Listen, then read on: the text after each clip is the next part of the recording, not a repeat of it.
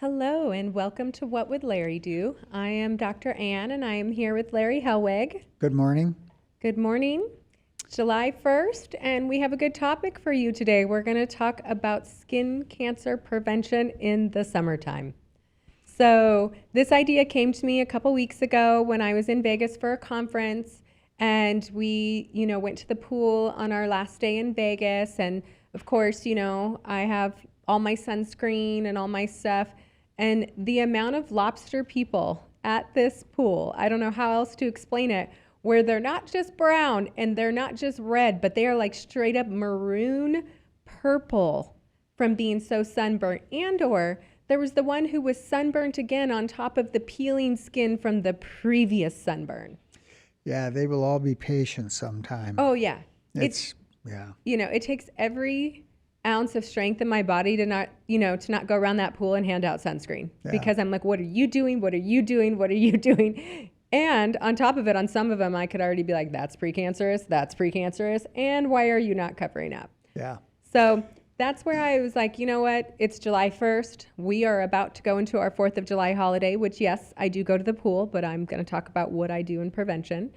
But I thought talking about skin cancer might be a good one. So the first photo I want to throw up is of Larry's famous photo of the lady in Mission Beach who was in the sun. And I absolutely love this. Here we go, suntanners. Yep. These are the lobster people I was talking about at the pool.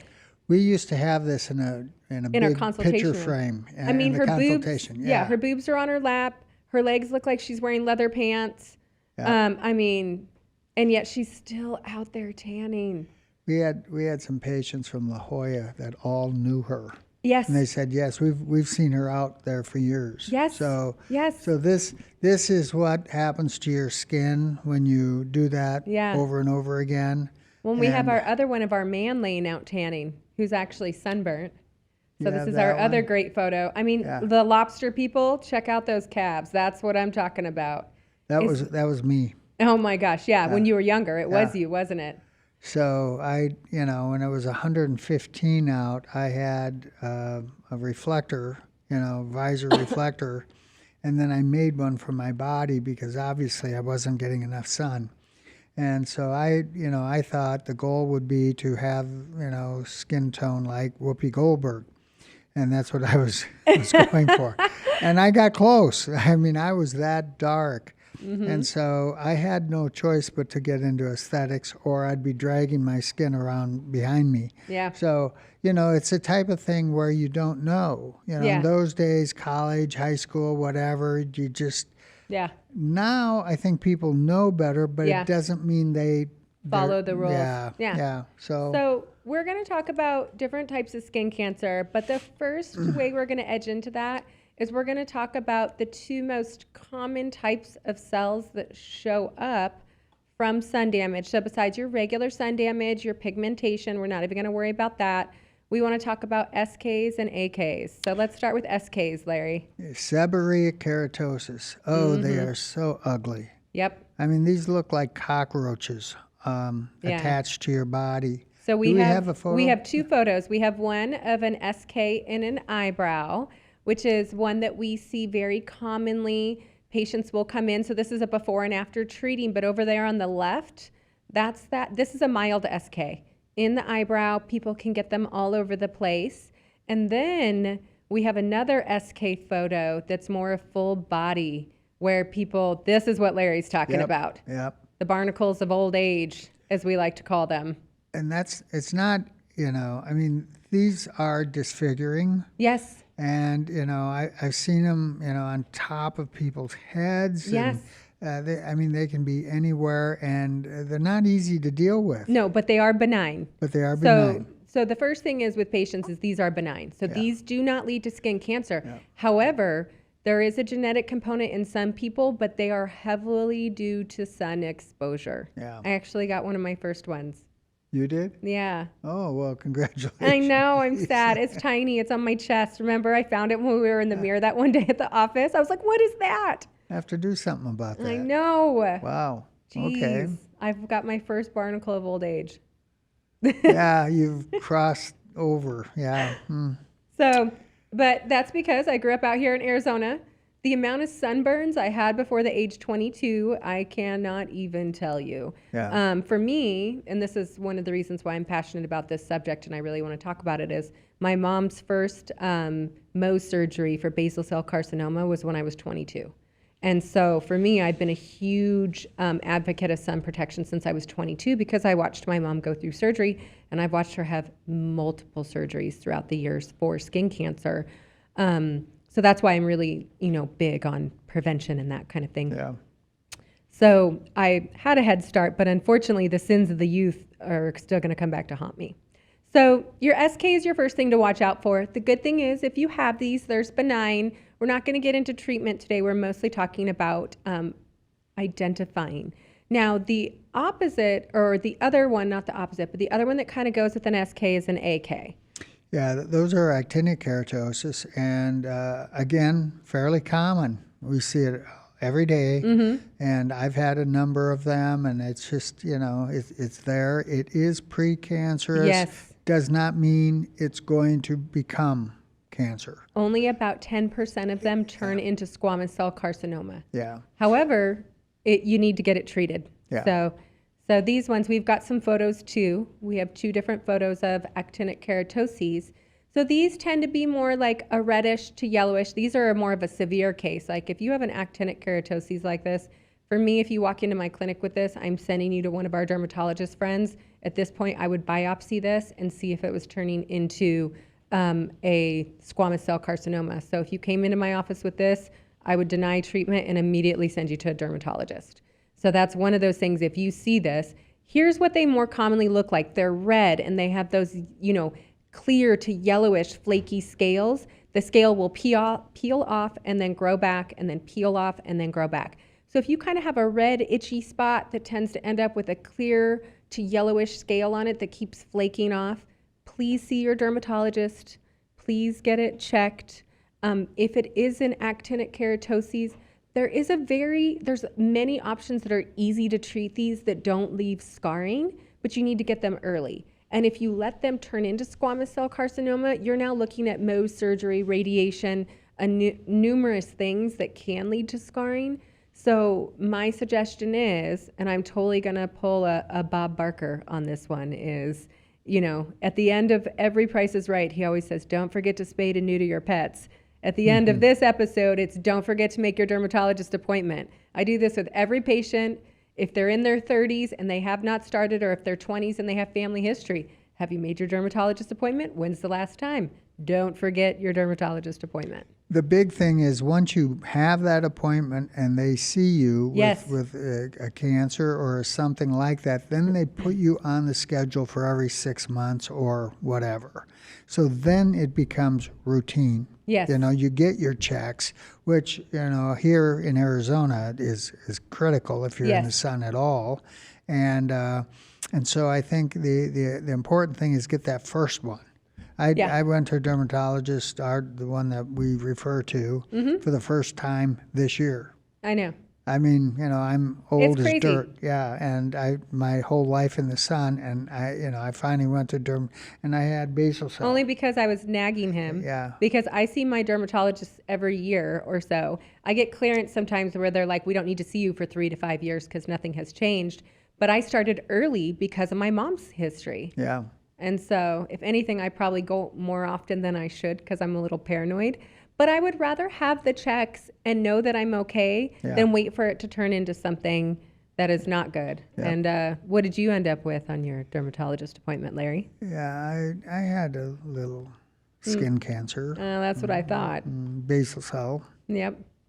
So So- actually, that'll lead us into this next.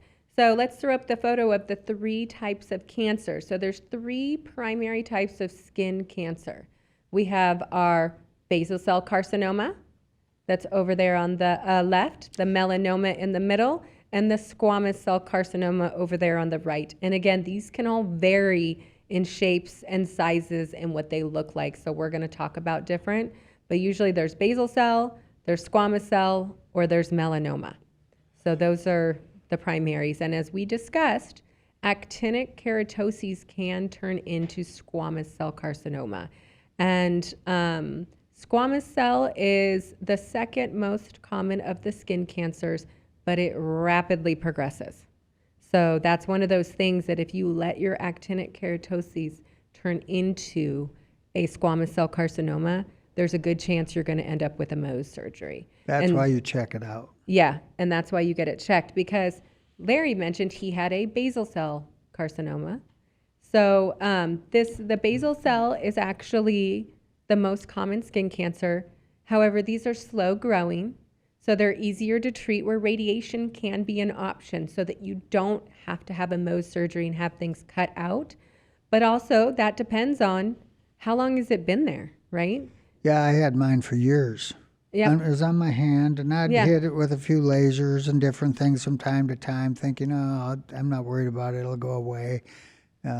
So that's when finally. Yeah. That's when he was being nagged to do something. So if it's early on with the squamous cell, the basal cell, or it hasn't latched onto other structures, they'll do a radiation. If they feel like it is going to be a problem, sometimes Mohs surgery is a necessary step. But that's why you'll see a lot of times with squamous cell carcinoma, they go to Mohs surgery because they have to cut it out and cut the margins before this thing rapidly progresses. So either way, both of them could either end up with a surgery or a radiation. So with these two cancers, the first thing, I'm not going to get into melanoma yet. We're going to put that in its own category. So we're going to kind of lump squamous cell and basal cell together because these are more commonly treated in the same fashion. Yeah. And I think, the whole idea is if you see something, now when you come to an office like ours or another office, that is a lot of times when somebody's telling you, because we're looking at your face or your neck or your chest or your arms, or we're doing photofacial or hair removal, whatever, that something does not look right. Yeah. Now, we're not obviously doing biopsies, so and that's why dermatologists do biopsies. Yes. Even though they have a good idea what it is, they want a definitive. And by doing the biopsy, they get that. And so, like, if I see something that looks abnormal, I'm going to, highly recommend, let's get to a dermatologist, let's get a biopsy, and then you'll know for sure. Yeah. So I think that's part of going and to aesthetic is that you've got other people looking that you might not see, and you've got other people nagging at you a little bit to get in and do something. We had a patient who came in and had a little dot on her nose that she'd never had before. And I told her, I said, honestly, I don't know what it is, but that is not normal because it's never been there. Mm-hmm. You need to get in and get that checked. And we got her in quickly, and it was a melanoma. And they ended up removing 2/3 of her nose, and they did a skin flap from her forehead down. And she really went through a lot, with that. And but we did scar treatments and what have you afterwards. And now when you look at her, you would never know. Yeah.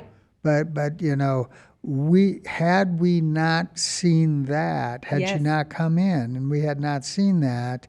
I mean, they still had to remove 2/3 of her nose. Yes. And then rebuild her nose. So that's. It quite involved, and because it spread so rapidly. So that's why you want to be careful.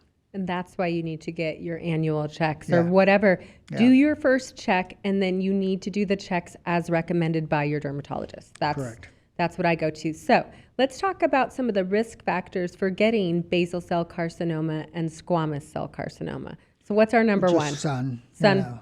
You're out in the sun. You're laying in the sun. You're not paying attention. People put sunblock on and think they're good for the day. Nope. Yeah, doesn't work that way. You got about 90 minutes. Yes. You got to reapply, and golfers will do that. And you're going for a hike. You think it's going to be a quick one. It turns out to be 2.5 hours or something. Yeah. You've got to have something. There is sunblocks that will help. That's powder form that you can just tap on and reapply, where you're not like if you're golfing, you don't want, to have the lotion and all this all over your hands and what have you. You don't have to have that. There are Yeah. other things that you can do. So you need to, look at all the different options Yeah. for that. We'll talk about that. But so we know sun Yeah. and tanning beds. Tanning bed's a So biggie. it is. So if you are still in the camp that thinks that tanning beds do not cause skin cancer, you are wrong. If you go on any of the websites about skin cancer, it will list it. So that is what our UVA radiation that's coming out of those tanning beds. Yeah. And originally it was thought that it did not cause skin cancer, but it can. So UVA is what goes through glass. Mm-hmm. And so it was always like, okay, you're protected. It's UVB and UVC that cause all the problems. Mm-hmm. And, you just have to understand that things have changed over the last 20, 30, 40, 50 years, Our protection above is not what it used to be. We're getting more of everything, and it just seems like UVA, UVB are much stronger than they used to be. Yeah. 1 in 5 skin cancer. Yep. That's not a good statistic. Yeah. So we know that sun causes it. We know that tanning beds cause it. A couple other things that lead you to higher risk for skin cancer is having a lighter skin type. So lighter skin typed individuals are more at risk for squamous cell carcinoma and basal cell carcinoma. And men. So men have a higher risk than women for the skin cancers as well.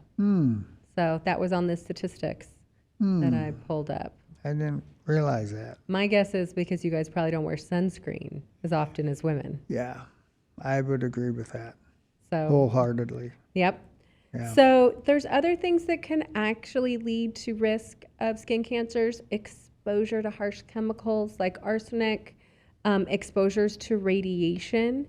So those are extenuating circumstances where you might not be able to avoid that, or it happened to you unknowingly. But we're going to focus on the big ones like sun and, genetics and how they play into that. But those actually can lead to it. The other thing, as I was researching, was psoriasis. If psoriasis patients are doing UV therapy to treat psoriasis, they can be at higher risk for skin cancers in those areas. Yeah. So And UV, yep. it's one of those risks. And immunosuppressive Present drugs. I actually had a patient in this last week. She's 78 or so, and she has a good friend who is also in his 70s, but he had a double lung transplant. And so he's on immunosuppressive drugs so that he won't reject the lung transplant. And he keeps getting squamous cell carcinomas uncontrollably. Now, I'm assuming some of it is the fact that he had some precancerous cells, but now that he's on these immunosuppressive drugs, his immune system cannot fight it off. He recently had to have the whole top of his scalp removed and have muscle and skin grafting from his legs to the whole top of his scalp. They removed everything all the way around. Whoa. Yeah.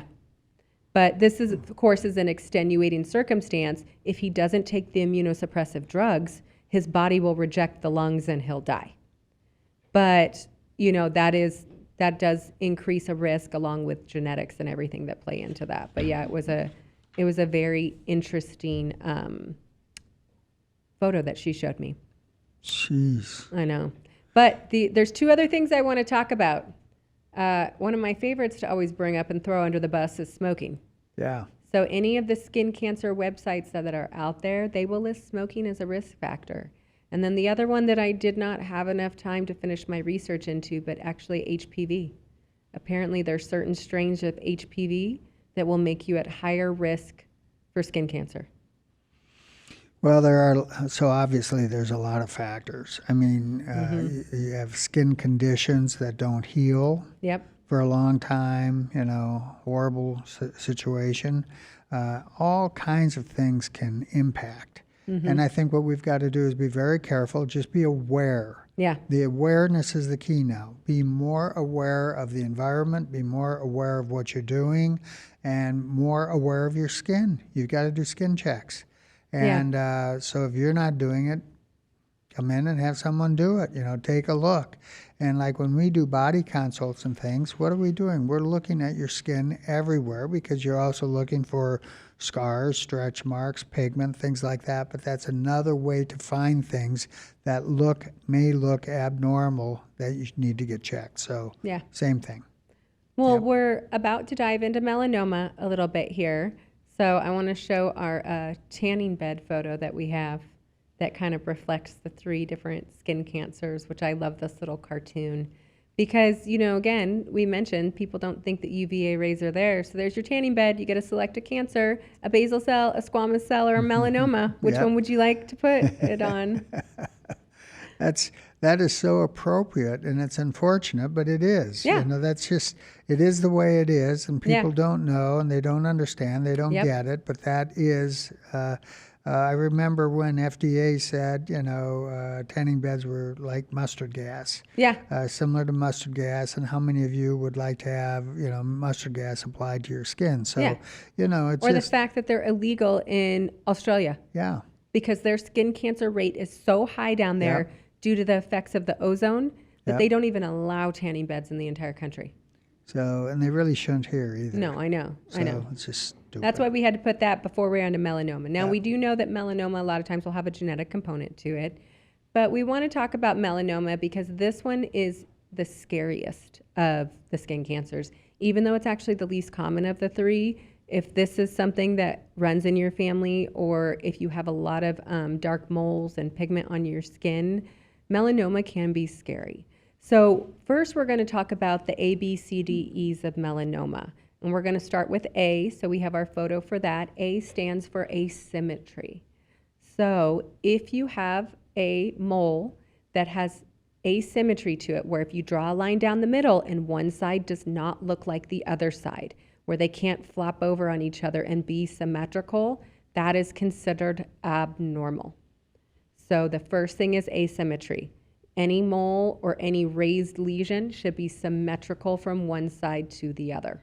So that's the A. B is for border. If there is any irregularity on the border where it's notched, it's scalloped, it's fading, it's indistinct, that is suspicious. So asymmetrical and an irregular border, these are your first 2 A and B's where this is now considered suspicious. Doesn't mean that it is a melanoma. That means that this is a cell that needs to be checked.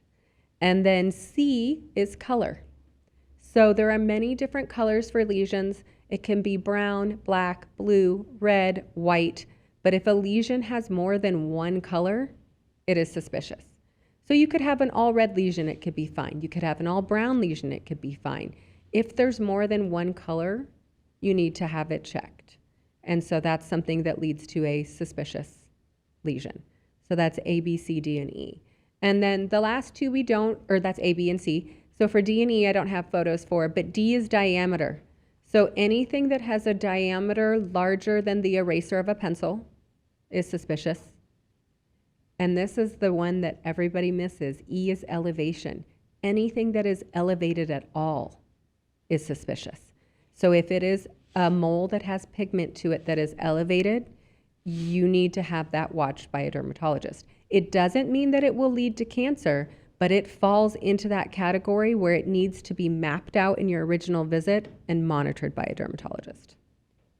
If you take melanoma and you think about, well, how do you get melanoma? How does this whole thing start? You have melanocytes in your skin, the lowest layer of the epidermis, you have a layer of melanocytes. They are there to protect your skin. That's the number one thing that melanocytes do, and they do it by creating melanin. So that's the whole process. They create melanin to help protect you. However, you get too much sun, and now you're taking the melanocyte that is there to protect you, and you are changing it into a melanoma or a cancer cell. So that's kind of a simple way of going over it. But you do have to just be careful and be aware that sun exposure is doing that. So that's a key. Yeah, so I have a few statistics that I'm going to read to you guys about melanoma, because when I was researching this is one of the things where if I can scare enough people to start seeing a dermatologist. So this is the American Cancer Society's estimates for melanoma in 2022. So for this year, about 99,780 new melanomas will be diagnosed this year. And of that, 7,650 people will die from it. Wow. So that's your melanoma deaths for this year, for 2022. So the rates have been rising rapidly over the past few decades, but age is varied. It's actually 20 times more common in Caucasians than African Americans. However, the lifetime risk of getting melanoma in Caucasian is 2.6%.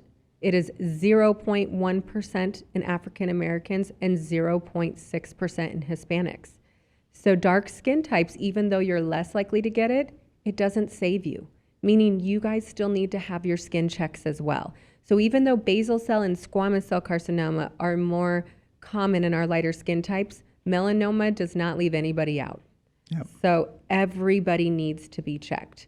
Melanoma is more common in men overall, but under the age of 50, it actually affects more women than men. So if you're over 50, it affects more men. If you're under 50, it affects more women. Shit. I know. I'm screwed. I know. God. That's why you're getting your dermatologist appointment, Jeez. because you'll catch it. So, and then of course, it increases as people age. The average age of people when it's diagnosed is 65. So that's an interesting thing. But it's not uncommon in people that are even as young as 30. And I've seen melanomas show up between toes. I've seen melanomas show up on a genital area. They can be anywhere. So if you are at risk factor, again, having moles, having raised pigmented lesions, you need to start with your dermatologist and get that overall scan so that they can map out everything. And I have a good friend of mine who comes to see me for a variety of things. And she was wanting some skin tags and some other lesions removed. And she's my age. We're in our early 40s. And I told her, you know, I asked her, because she gets a lot of sun, when's the last time you saw a dermatologist? And the answer was never. So my answer to her was, I'm not doing anything to you until you go get full body mapping. And she listened to me, and she did. And she was like, that was an interesting experience, because they literally map everything from head to toe. But she told me, I'm glad you made me do it. They had 2 suspicious spots on her that they went ahead and biopsied. Everything's fine. And then I was approved to remove all the other skin tags and other little things. But it was just one of those things where sometimes people don't want to go because they don't exactly want to know. But now that it's done, she feels so much better. Yeah. You know? Yep. Got to do it. And now they have the map. So early detection is key, especially with melanoma. Because I don't think one of the things that people realize with melanoma, it doesn't happen as common with squamous or basal cell, but melanoma has a tendency to metastasize and affect other organs.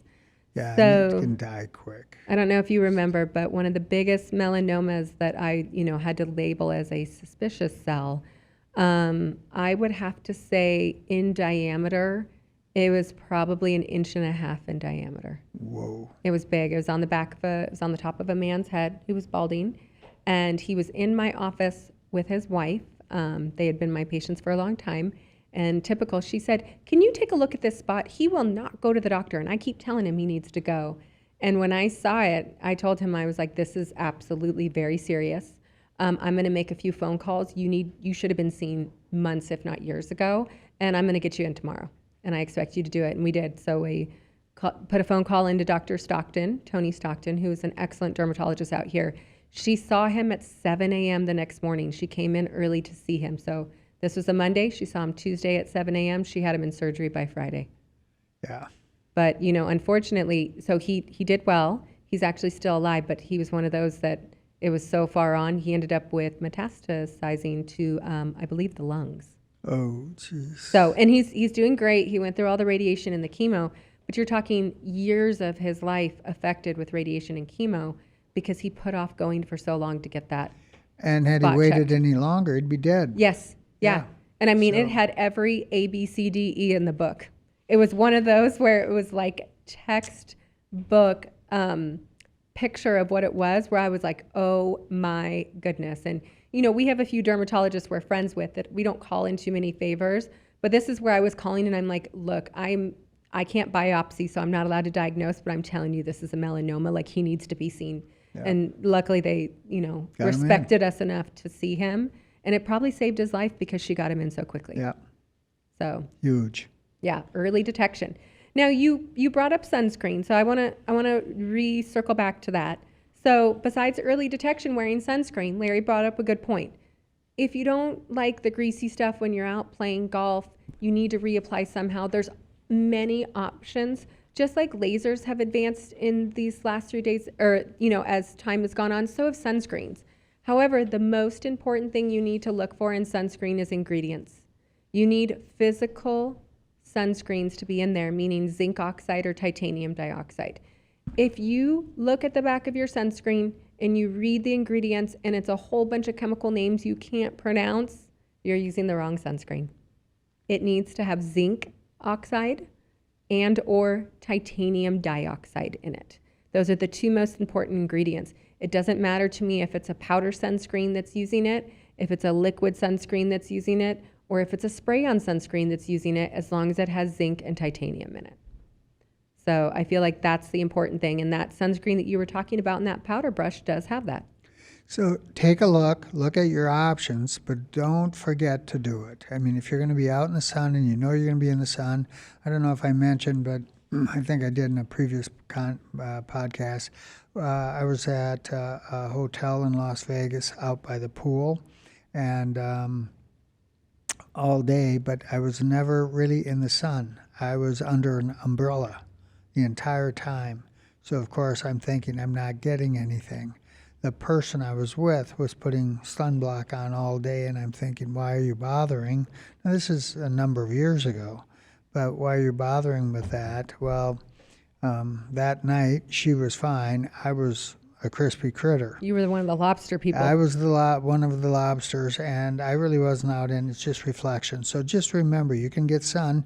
There's reflection in your car. Mm-hmm. There's reflection outside. There's especially by water. So just understand you've got to have it, and or shirts, long sleeve. Just do something smart. Big hat. Yep. You got to just get. Wait, we're almost there yet. Don't jump ahead. Oh, all right. Sorry. So no, you're right. Prevention, right? So what's your number one prevention is reducing your UV radiation exposure. And so in order to do that, again, from the American Cancer Society, this was really cute as I was doing my research. Their little motto for prevention is slip, slop, slap, wrap. You may want to say that 10 times real fast and see how that goes. Yeah, there's no way that's happening. So what that means is slip is for slip on a shirt. That's exactly what he was saying. That's what I was talking about previously. There's many, for both women and men, long sleeve sun protection shirts that are made for swimming. So they're lightweight, they dry quickly. Same thing with your little kids. So for my little granddaughters, I always like to buy them the little swimsuits that have the long sleeves on them. And it's funny, the girls actually love them. Sometimes if I give them a choice of what to pick, they'll pick the one with the long sleeves that zip up. They like them. Mm-hmm. So you're getting that protection. So you don't have to keep reapplying sunscreen. You're already protecting yourself. So first is slip on a shirt. The second one is slop on sunscreen. Like he said, you reapply every 90 minutes. So if you're near reflection, even if you're in the shade of a cabana, you need to keep reapplying your sunscreen. If you have gone in the pool and gotten out, it's probably washed off. Everything is water resistant, but not waterproof. You need to apply more sunscreen. So you've got to slop it on. Your slap is slap on a hat. And for me, I prefer a wider brim, so it's going to cover more. If you're wearing a baseball cap, just remember sides of the face, shoulders, back of neck, ears, not protected. For guys, it's the big ugly hats that work. Mm-hmm. If it's really a cute baseball, fancy little, saying, whatever, you're not going to get much. Mm-mm. You got to get a big one. Slap on a hat. And then their last one was wrap on sunglasses to protect your eyes. So I'm not good at that. No, you're not. Cataracts. I know. Cataracts. I was just going to call you out on that. Yeah. I am huge on sunglasses, and not just any sunglasses. You have to look that they say that they're UV protectant, so UVA and UVB. And I'm not going to lie, because I'm a nerd and I love this stuff. Because 4th of July is coming up. I bought really cute American flag sunglasses, but I made sure that they had UV protection. Because I have light eyes, and I don't want cataracts either. I have hazel eyes. The lighter your eye color, the more at risk you are for getting sun damage to your eyes. And a lot of people don't think about your eyeballs getting sun damage, but Larry will tell you. All the cataracts that are being done every year in the United States, I mean, we could look that up statistically probably really quick. Huge. But it is a huge number, and that's sun exposure. Yep. So we know first is minimize your exposure. Second is if you are going to have exposure, that's where you do your slip, slop, slap, wrap. Your third one is what we've been talking about is get your checks. So I've got a couple pictures I want to show for this. Number one is a skin cancer versus an AK photo. So there's your actinic keratoses. I actually think that's a seborrheic keratoses. It's listed as actinic versus a skin cancer. So the left is a non-cancerous, the right is a cancerous. You can see the difference easily, but they're both raised. They both have color to them. They both have shape to them, but you can see the difference in the A, B, C, D, E's. So very easy for a dermatologist to diagnose this. The thing is you have to go in and get it done. The second photo I have is of the back full of sun damage, where I guarantee there's some precancerous cells hidden in there. But look, there's so much sun damage going on. This is one of those backs that would come into us for photofacial, and the first thing I would ask is, when was your last dermatologist appointment? And if they cannot pick a date in the last 6 months, then I am sending them for a dermatologist appointment before I photofacial, because there is probably precancerous on there. And when you look at how much hypopigmentation there is, it's not just hyper. I mean, they've been burnt so bad, they destroyed all the melanocytes or melanosomes, melanin in that area, that's and I have some of that on my body, especially on my arms where I have white spots and things like that. That's what that is. And so when you have that, well, you have a history of sun. So you have to be careful. Just pay attention. Yep. And actually, one of the last big risk factors is smoking, which I brought up already, but don't smoke. So those are your primary things for minimizing your risk for skin cancer. Well, the other thing with smoking, we won't do resurfacing. We don't do big procedures if you're a smoker. You have to stop at least 2 to 3 weeks, preferably longer, before and after treatment, because otherwise you don't heal. Yep. And same thing with surgery. I mean, they're not going to do a facelift. They're not going to do major procedures if you're a smoker, because everyone knows you don't heal. And you're at a higher risk for a blood clot when they're doing surgery. So everything. See, there's a lot of good reasons to cost, if nothing else. Yeah. Stop smoking. Yep, exactly. So what are our options for people like me, where I'm a Fitzpatrick too? I always joke that I'm Casper the Ghost because I'm kind of see-through. One of the things that you can do is spray tans or self-tanning lotions at home. So I want to talk about this a little bit. This is something that I do myself. Not everybody likes them. They don't like the way they smell. You do have to find one that works good with your skin type. However, just from the American Cancer Society, even though they, recommend this as a healthy alternative to skin cancer, I do want to bring up that there can be chemicals in spray tans. So for me, I'm still an advocate for it. I choose to do it myself. However, number one, people can be allergic sometimes to spray tanning solutions. So you need to rule that out before you go get a spray tan, right? And sometimes it's a spot test, there's other things, so just be careful. People can have allergic reactions to chemicals.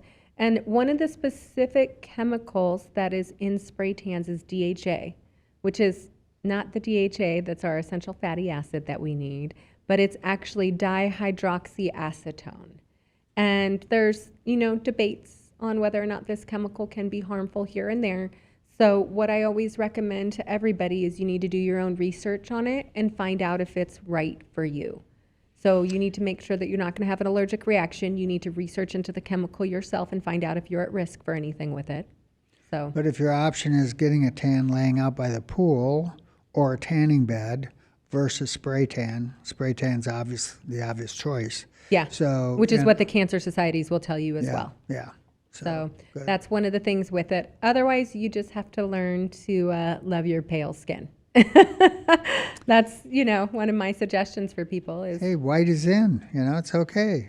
Pale is in. We'll say it that way, right? Pale is in. Because it's healthy. If you're avoiding the sun, it's healthy. So regardless of what your skin tone or skin type is, Yeah. just not getting sun exposure, regardless of Fitzpatrick's skin type, can help protect you against skin cancer. Exactly. So, Yep. all right, well, before we wrap this up, do you have any last words of wisdom for our listeners? Well, don't do what I did. That's the smartest thing. I mean, I literally did, the whole sun thing from junior high all the way past college, and, the baby oil, doing all the wrong stuff. And, I'm lucky, I'm fortunate that, my skin is in as good a shape as it is. And I've had a whole lot of treatments to help that. Yep. But, most people don't have that opportunity or couldn't afford to do all the stuff that I've done. And I just think people need to be smart nowadays. The ozone is not what it used to be. Yep. We're getting a lot more sun. It is much more dangerous than we think it is. And yet, if you go to the ocean or you go to the pool, everybody's out there, sun baking, and it not always doing the sun block like they should. So Yep. be careful. Yep. And same thing for me. My last word of advice is regardless of your Fitzpatrick skin type, find a dermatologist, get yourself established with that dermatologist, and follow their recommendations for how often that you need to come in for a screening. So, well, thank you guys all for joining us this time, and we will see you next time.